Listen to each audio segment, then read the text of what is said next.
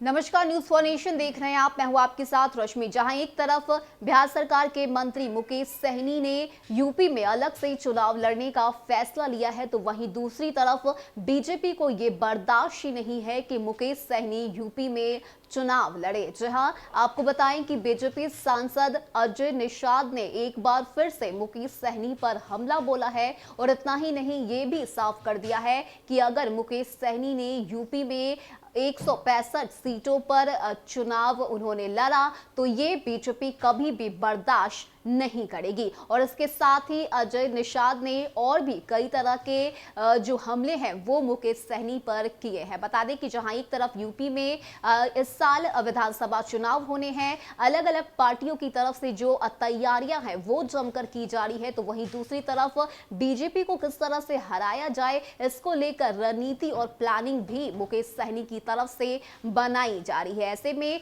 BJP की तरफ से लगातार बीजेपी के सांसद अजय निषाद का हमला जो है वो सामने आ रहा है और एक के बाद एक जो आरोप है वो मुकेश सहनी पर लगाए जा रहे हैं। ऐसे में क्या कुछ कहना है बीजेपी सांसद अजय निषाद का, किस तरह से यूपी में अलग चुनाव लड़ने को लेकर एक बार फिर से मुकेश सहनी पर हमला बोला गया है, इसकी पूरी जानकारी आपको देते हैं। बता दें कि बिहार में एनडीए को समर्थन देने वाले मंत्री मुकेश सहनी ने यूपी में 165 सीटों पर चुनाव लड़ने का ऐलान कर दिया है। उनके इस ऐलान के बाद बीजेपी सांसद अजय निषाद ने उन पर जमकर निशाना साधा है। उन्होंने एक बार फिर से कहा है कि अगर मुकेश सहनी यूपी में चुनाव लड़ेंगे तो बोचहा में बीजेपी को सोचना पड़ेगा। साथ ही उन्होंने कहा है कि जो भी फैसला लिया जाएगा वह शीर्ष स्तर से होगा, लेकिन हमने अपना निर्णय पार्टी आला कमान को बता दिया है। हालांकि मीडिया के सामने उन्होंने अपने निर्णय के बारे में खुलकर कुछ भी नहीं कहा,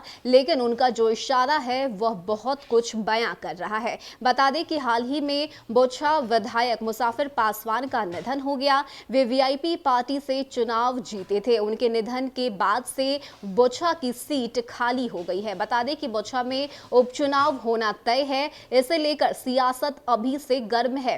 बीजेपी और वीआईपी में जुबानी जंग जारी है। कभी मुकेश सहनी हमला करते हैं तो कभी बीजेपी के नेता। इस बीच मुकेश सहनी के यूपी में चुनाव लड़ने का ऐलान करने से बदलाव के संकेत मिलने शुरू हो गए हैं। कुछ दिन पूर्व मंत्री रामसूरत राय ने भी इशारों में बहुत कुछ कहा था, जिससे कयास लगाए जा रहे हैं कि अगर मुकेश सहनी यूपी में चुनाव लड़ेंगे तो बोचहा में बीजेपी अपने उम्मीदवार को मैदान में उतार सकती है। बीजेपी सांसद ने मुकेश सहनी पर निशाना साधते हुए कहा है कि हमारा पावर लेकर हमको ही आंखें दिखाएगा तो ये बर्दाश्त नहीं करेंगे। उन्होंने कहा है कि बीजेपी ने चुनाव लड़ने को तैयार है, वो 24 घंटे चुनाव लड़ने के लिए तैयार रहती है। जब उनसे पूछा गया कि बोचहा सीट पर, तो उन्होंने कहा है कि वहां पर भी इससे पता लगता है कि अंदर ही अंदर उपचुनाव की तैयारी कर ली गई है। यानी कि जहां एक तरफ मुकेश सहनी ने